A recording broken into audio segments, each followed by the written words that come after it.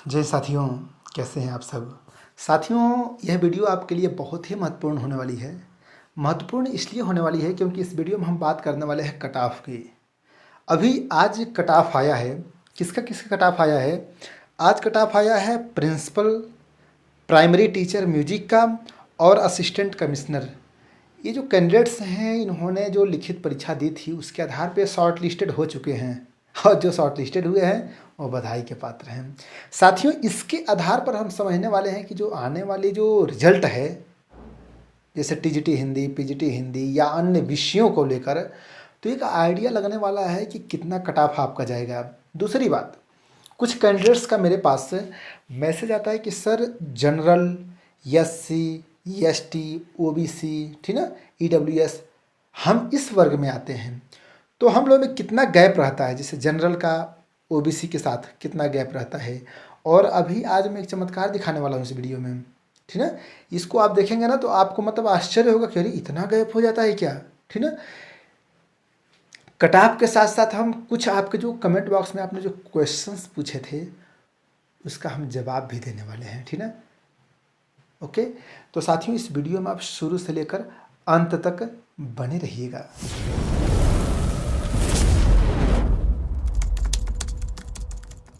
जी हाँ साथियों, सबसे पहली बात तो हम बात करने वाले हैं कट ऑफ की। क्या कट ऑफ आपके कितना जाएगा, ठीक ना। कट ऑफ, ठीक, कट ऑफ क्या जाएगा। इसके साथ साथ मैं आपसे भी बता दूं कि जो हमारे साथ, जैसे कि मान लीजिए कि हमारे वहाँ क्या है कि डेमो क्लास और इंटरव्यू की तैयारी करवाई जा रही है। डेमो क्लास एंड इंटरव्यू की तैयारी करवाई जा रही है।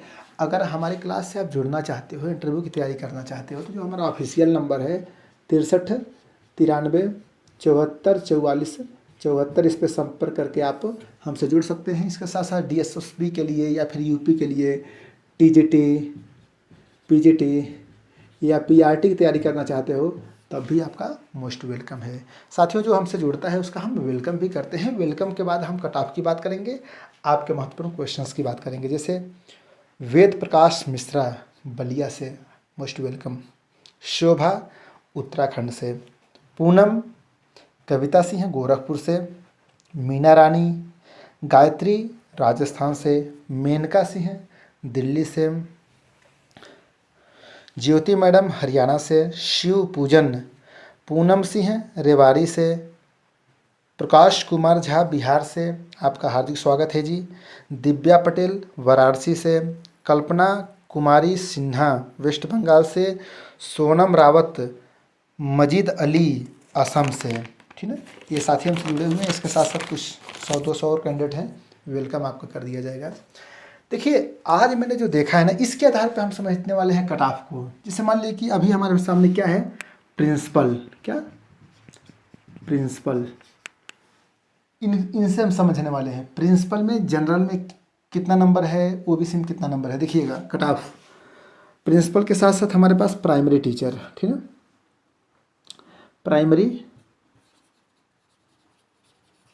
प्राइमरी टीचर यानी म्यूजिक का, ठीक।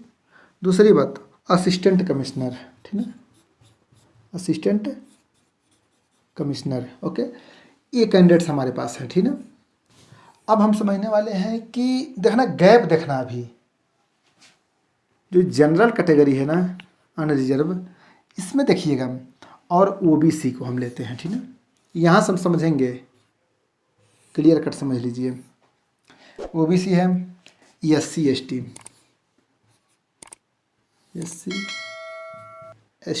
ठीक। और देखिए एससी एसटी के साथ साथ ईडब्ल्यूएस, ठीक है।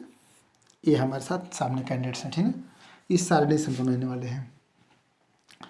देखिए, सबसे पहली बात अगर हम प्रिंसिपल की बात करें ना, प्रिंसिपल की, तो प्रिंसिपल के लिए हम देखेंगे तो एक कॉलम और हम बना दे रहे हैं। यहाँ प्राइमरी जहाँ लिखा है, यहाँ मैं प्रिंसिपल लिख दे रहा हूँ, ठीक है। प्रिंसिपल का कितना नंबर है, ठीक है, प्रिंसिपल, ठीक है। फिर म्यूजिक टीचर, म्यूजिक, उसके बाद से क्या है, असिस्टेंट कमिश्नर, ठीक है, इतना है। प्रिंसिपल में हम देख रहे हैं कि अनरिजर्व में है 203, कितना 203। ओबीसी में 189, ठीक ना। एनसीएल इसी में भी है, एनसीएल। एससी में 187 नंबर, ठीक। एसटी में 178। ईडब्ल्यूएस इसमें नहीं है, ठीक है। अब देखिएगा गैप देखो, कई परीक्षाओं में देखा जाता है कि जो ओबीसी वाले होते हैं वो जनरल से भी आगे निकल जाते हैं कट ऑफ में, समझे कि नहीं। कई परीक्षाओं में जनरल और ओबीसी में कोई खास अंतर नहीं रहता है, 1 नंबर का अंतर रहता है। जनरल जितना नंबर पा चुका है उससे 1 नंबर कम ओबीसी वाले। यहाँ पे देखो प्रिंसिपल की जो परीक्षा हुई थी, ठीक है, ओपन भर्ती, इसमें देखो 203 नंबर है अनरिजर्व का। ओबीसी का देखो 189, कितना गैप है, देख रहे हो ना, गैप देखो। और एससी का देखो 187, ठीक है। मतलब ओबीसी में और एससी में कोई खास अंतर नहीं दिख रहा है, क्लियर। एसटी का देखो, एसटी का 178। अब देखिए जनरल वर्ग के जो हैं अनरिजर्व से कितना ज़्यादा गैप इन सभी का है, ठीक है, कितना नीचे है। जनरल का कट ऑफ कितना ऊपर गया है, देख रहे हो ना। प्रिंसिपल के लिए मैं बता रहा हूँ, ईडब्ल्यूएस में तो है ये नहीं सीट, ठीक है। अब देखिएगा म्यूजिक टीचर के लिए, प्राइमरी टीचर, ठीक है, प्राइमरी टीचर पीआरटी के लिए 138, 180 में बता रहा हूँ, 180 में इनका कट ऑफ गया है 138, किसके लिए, म्यूजिक टीचर के लिए। 127, इसी के बेस पे हम दूसरे विषयों की भी बात करेंगे, ध्यान सुनिएगा। 127, फिर 128। अब देखो यहाँ पे फिगर 107, ठीक। फिर ईडब्ल्यूएस में 128। अब देखिए ध्यान से, 180 में क्या, 180 में 138 कट ऑफ गया है अनरिजर्व का, और 127 गया है ओबीसी का। अब देखो यहाँ पर भी इतना आपको गैप दिख रहा है, ठीक। यहाँ पर भी आपको इतना गैप दिख रहा है, ठीक ना। मतलब 1-2 नंबर का अंतर है ही नहीं, ज़्यादा से ज़्यादा गैप दिख रहा है। 127 ओबीसी का है और एससी का देखो 128, मतलब ओबीसी से भी बढ़ चढ़ के है एससी वाले, ठीक है। और एसटी वाले देखो इनका ये 107, 107 है, ठीक है। तो जनरल में और एससी में बहुत, एसटी में बहुत अंतर है, ठीक है। General 138, EWS 128। गैप देख रहे हो ना कितना ज़्यादा है, मतलब जनरल का काफ़ी हाई है, बाकी का लो है, ओके। असिस्टेंट कमिश्नर साहब का देख लीजिए, थोड़ा सा पोस्ट बहुत ऊंचा है लेकिन आइडिया के लिए बहुत मतलब कि यूजफुल है। इसमें देखिए 202 नंबर कट ऑफ गया है, 202। यहाँ पे भी देखिए अनरिजर्व में 202 है, ठीक ना। और ओबीसी में कितना है 188, क्लियर, इतना है। तो फिर देखो गैप देख रहे हो ना, 183,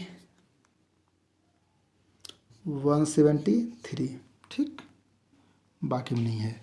अब देखो यहाँ पे भी असिस्टेंट कमिश्नर लोगों की जो परीक्षा हुई थी उसके जो शॉर्ट लिस्टेड है, ये शॉर्ट लिस्टेड है इस इतने पे, इस कट ऑफ पे।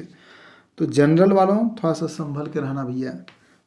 202, 202 गया है इनका, 188, इतना ज़्यादा गैप है, ठीक। और एससी वालों का, ओबीसी का 188 है, अब 183 इनका है, 173 इनका है, ठीक ना। ज्यों ज्यों आप इधर बढ़ रहे होते तो ये डाउन जा रहा है, ठीक ना। अब देखिए जैसे कि कुछ कैंडिडेट्स का मेरे पास मैसेज आया था कि सर मैं तो बहुत परेशान हूँ, डीमोटिवेट हूँ, घबराया हुआ हूँ, ठीक है। लेकिन मैं आपसे ये बता दूँ कि घबराने की और परेशान होने की आवश्यकता नहीं है। देखिए इनका अपना अपना हिसाब किताब है, ठीक ना, अपना हिसाब किताब है। अब आप कह रहे हो कि हम म्यूजिक को देखकर परेशान हैं कि म्यूजिक का तो बाप रे बाप 138 गया। एक हमारे वहाँ सर हैं, उनकी मैडम कॉमर्स से हैं, ठीक ना। अब कॉमर्स वाला मैथ वाला म्यूजिक से अपनी तुलना करे, ठीक ना, हिंदी वाला म्यूजिक से अपनी तुलना करे, तो इसमें होशियारी नहीं है। हर विषय की अपनी अपनी बातें हैं, अपना अपना लेवल है। देखो मैं अभी इस बेस पे मैं बता सकता हूँ कि जो हिंदी का, जैसे टीजीटी हिंदी, पीजीटी हिंदी, इसका जो कट ऑफ है ना वो हाई जाएगा, समझिए ना। जैसे कि मुझको ऐसा लग रहा है कि मतलब हिंदी हिंदी का जो था ना वो पेपर थोड़ा सा, फर्स्ट पेपर था वह ज़्यादा कठिन था। जैसे करंट अफेयर्स हुआ, कंप्यूटर हुआ, वो वाला पेपर ज़्यादा कठिन था। बाकी जो हिंदी वाला था, तो हिंदी का जो सिलेबस था सीधे सीधे वहाँ से पूछ दिया था। और इसका हाई इसलिए जाएगा, मैं कारण बता रहा हूँ। जैसे मान लीजिए अगर मैं पीजीटी हिंदी की मैं बात कर रहा हूँ, क्या पीजीटी हिंदी की मैं बात कर रहा हूँ, ठीक है। इसमें मान लीजिए आरोह, वितान और अभिव्यक्ति माध्यम से ही प्रश्न आए थे हिंदी में। तो मान लीजिए कि जो कैंडिडेट ऑलरेडी किसी सीबीएसई से संबद्ध विद्यालय में टीच कर रहा हो, वो जाहिर सी बात है कि वो आरोह पढ़ाता रहा होगा, वितान पढ़ाया होगा, ठीक ना, ये सब पढ़ाता रहा होगा। तो जो पढ़ा दिया होगा अभिव्यक्ति और माध्यम, तो निश्चित तौर पे मैं कह रहा हूँ कि वह अच्छा से अच्छा किया होगा, ठीक है। माना कि करंट अफेयर्स में मार खा गया है, ठीक है, लेकिन हिंदी में अच्छा किया होगा। हिंदी में गलतियाँ उन्हीं से हुई होंगी जो कहीं टीचिंग नहीं किए होंगे, क्योंकि जाहिर सी बात है विज्ञापन आते ही आपकी परीक्षा हो गई, ठीक है, ये हमें पता है।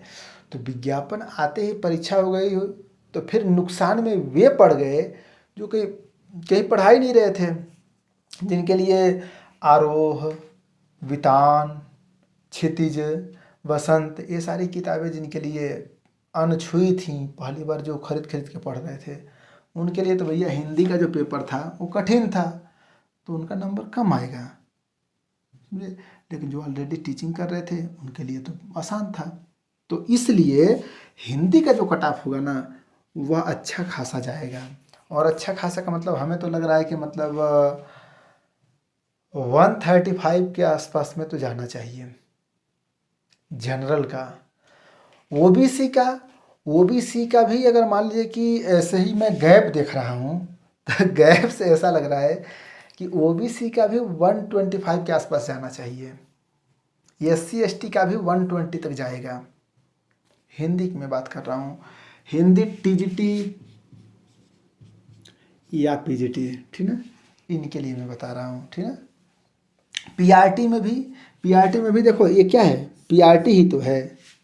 तो म्यूजिक में अगर मान लो 138 गया है, तो कोई ज़रूरी नहीं कि आप बिना म्यूजिक वाले अगर पीआरटी हो तो आपका भी 138 जाएगा। अरे देखो पेपर पे डिपेंड करता है, कुछ भी कहा नहीं जा सकता है। ये किस पे डिपेंड करता है, पेपर पे। आपने जो परीक्षा दी है वो वहाँ पे किस लेवल के क्वेश्चंस आए थे। जैसे मान लो कठिन पेपर है, कठिन पेपर था तो फिर आपका कट ऑफ लो जाएगा, पेपर आसान तो कट ऑफ हाई जाएगा। क्लियर, ये सारी चीज़ें हैं। तो जो भी हो, अब तो मैं आपसे यही कहूँगा टेंशन मत लीजिए, तैयारी को जारी रखिए, इंटरव्यू की तैयारी, क्योंकि जब तक आ ना जाए रिजल्ट, आप शॉर्ट लिस्टेड ना हो जाओ, तब तक कुछ भी कहा नहीं जा सकता है, क्योंकि पेपर पे डिपेंड करता है। समझे ना, सब कुछ मैंने आपको बता दिया। तो ये रहा प्रिंसिपल के लिए, म्यूजिक टीचर के लिए, असिस्टेंट कमिश्नर के लिए। ये आपके सामने मैंने एक छोटा सा चार्ट ही बना कर मैंने आपको समझा दिया। ऐसे ही कट ऑफ आपका भी आ जाएगा और बहुत जल्दी आपका आएगा, ठीक है।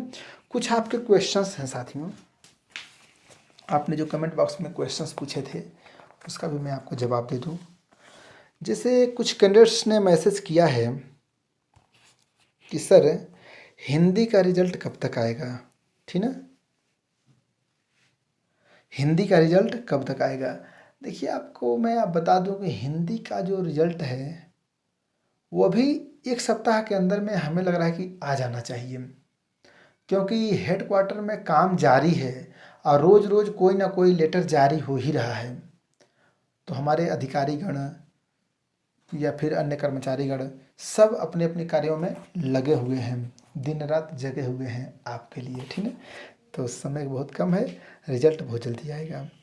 सौरभ ने एक क्वेश्चन पूछा है, ये क्वेश्चन बहुत इंपॉर्टेंट है सभी कैंडिडेट के लिए, कि ज्वाइनिंग के बाद कहीं और सिलेक्शन हो गया, जैसे मान लो KBS में ज्वाइनिंग हो गया, ठीक है, इसे मैं मिटा रहा हूँ, ये क्वेश्चन बहुत इंपॉर्टेंट है, बहुत ध्यान से सुनना। इनसे क्वेश्चन है कि जैसे मान लीजिए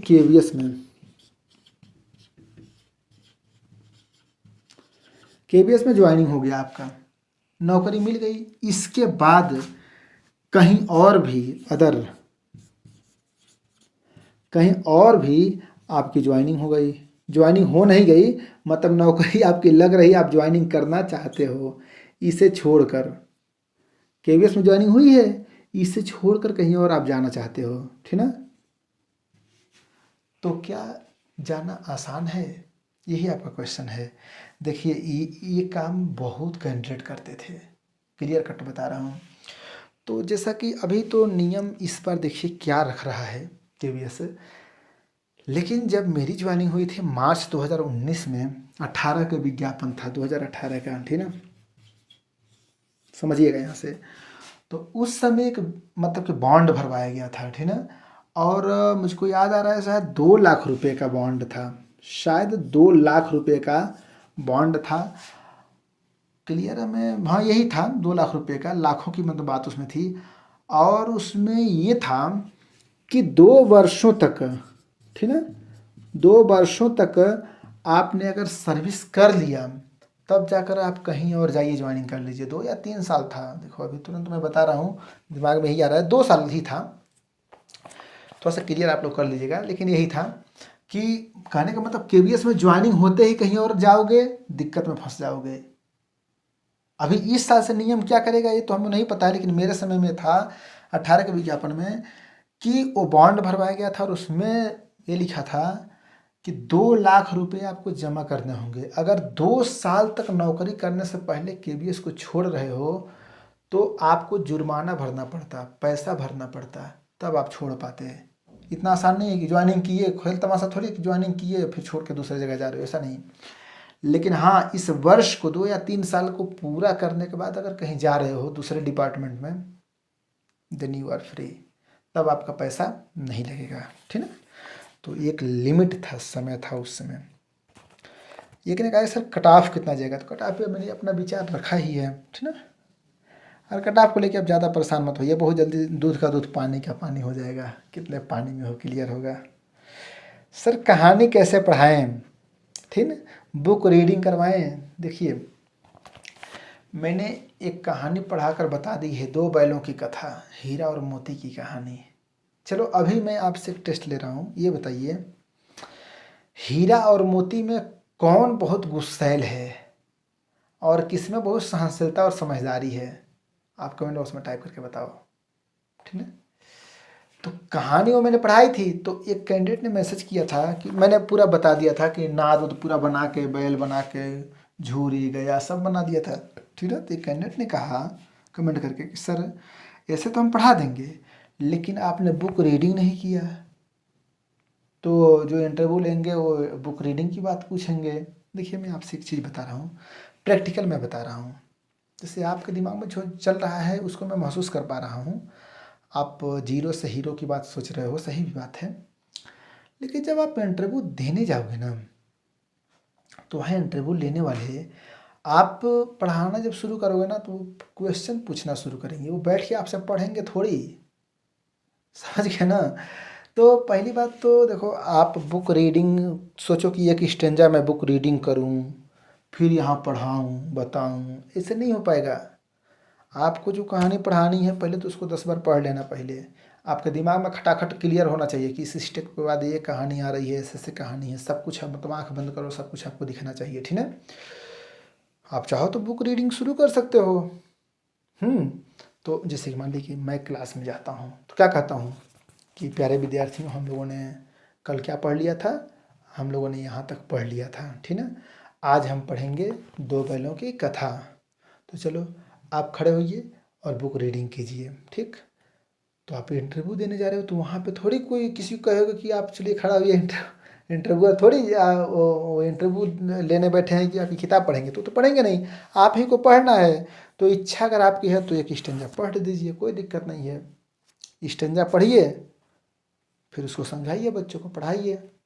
लेकिन हाँ, जो भी पढ़ाइएगा थोड़ा सा एक्टिव होकर पढ़ाइएगा, बोरिंग नहीं होना चाहिए। ये नहीं कि पढ़ने लगो, पढ़ते पढ़ते में 2 जगह गलतियाँ कर देना, ऐसा नहीं करना है। ठीक है, बोरिंग नहीं होना चाहिए। हम तो कहेंगे कि इतना मज कर जाओ कि बस पढ़ाना शुरू करो, बोर्ड पे पढ़ाओ। जैसे मैंने हीरा और मोती की कहानी पढ़ाई थी, 2 वालों का था, एक बार वो कहानी देख लेना। ओके, शायद वो वीडियो पब्लिक है, अगर पब्लिक नहीं होगी तो आप हमसे जुड़ोगे तो देखो, इस समय जैसे मान लो कि इंटरव्यू और डेमो क्लास के लिए हमसे जुड़ रहे हो, तो अभी जुड़ोगे तो आपको 50 से अधिक वीडियो 50+ वीडियो आपको एक साथ मिल जाएगी। क्या अभी तक 50 से अधिक वीडियो हो चुकी है, आपको एक साथ मिलेगी और रोज़ शाम को 8 बजे आपको वीडियो मिलती रहेगी। ठीक है, एक ने कमेंट किया है कि सर शिक्षक में कौन कौन से गुण होने चाहिए। ओके, तो एक मैंने वीडियो बनाई थी, शायद आपको याद होगा, उस पर लिखा है वाई टीचर, क्या वाई टीचर, ठीक, शिक्षक क्यों बनना चाहते हो। ठीक है, तो उसका जवाब आप दोगे और मैं आपको एक वीडियो बनाकर, मतलब ये जो वीडियो देखोगे तो उससे आपसे क्वेश्चन पूछा जाएगा कि आप शिक्षक ही क्यों बनना चाहते हो। ठीक है, शिक्षक ही क्यों बनना चाहते हो, तो उसका जवाब यहाँ से मिलेगा। इसमें मैंने कुछ गुण भी बताया है, क्वालिटी भी, कि एक टीचर में कौन कौन से क्वालिटी होनी चाहिए। चलो यहाँ भी मैं बता दे रहा हूँ, एक टीचर में कौन कौन से गुण होने चाहिए। तो उसमें लीडरशिप का गुण होना चाहिए, वह विषय विशेषज्ञ हो, अपने विषय का अच्छा ज्ञाता हो। ठीक ना, मृदुभाषी हो, व्यवहारिक ज्ञान भी उसको आता हो। ठीक ना, एक शिक्षक समाज सुधारक भी होता है, समझ गए ना। शिक्षक का बहुत ऊंचा लेवल होता है समाज में। ठीक ना, बाकी एक वीडियो में बना दूंगा शिक्षक के गुणों को लेकर। ठीक ना, ये कैंडिडेट ने लिखा है कि सर मैंने पहली बार में ASI, एक परीक्षा होती है, चलो कमेंट बॉक्स में बताओ ASI का फुल फॉर्म क्या होता है। ASI, मैंने पहली बार में ASI क्रैक किया है। ASI का मतलब होता है असिस्टेंट सब इंस्पेक्टर। जय हिंद सर, इंस्पेक्टर साहब, मैंने पहली बार में असिस्टेंट सब इंस्पेक्टर इस परीक्षा को मैंने क्रैक किया। तो क्या इसे मैं अपने बायोडाटा में, किसमें, क्या मैं इसे अपने बायोडाटा में दिखा सकता हूँ। इंस्पेक्टर साहब बिल्कुल दिखा सकते हैं, और जब आप इसे दिखाएंगे ना तो सब इंटरव्यूअर बहुत खुश भी होंगे और वो कहेंगे कि बताइए, आप जब ASI इस परीक्षा को आपने क्रैक कर लिया है, आप इंस्पेक्टर बन रहे हैं, तो फिर टीचर क्यों बनना चाहते हैं। देखो क्वेश्चन यहाँ बन जाएगा, इसे आप क्यों छोड़ रहे हैं, टीचर क्यों बनना चाहते हैं। तो जो मैंने अभी आपको बताया ना वाई टीचर, उस वीडियो को आप देख लीजिएगा, आपको इसका शानदार जवाब देने का मतलब कि कला मिल जाएगा। ठीक है, आप गुर सीख जाओगे कैसे आपको जवाब देना है।